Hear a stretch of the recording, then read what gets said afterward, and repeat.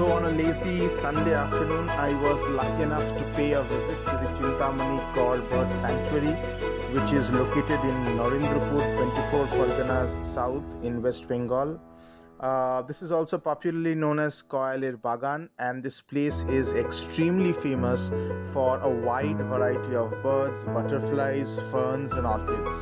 So I was definitely one amongst the several lucky tourists out there to be able to spot several kinds of birds, several kinds of inhabitants who are present in this beautiful bird sanctuary. So my suggestion to all bird lovers of Kolkata is that definitely get some time out and visit this place. This is open all around the year from 6 a.m. in the morning till 4:30 p.m. in the evening, and you will definitely thank me for suggesting you this place, and you will once you visit this, you will keep visiting this often and often. Thank you.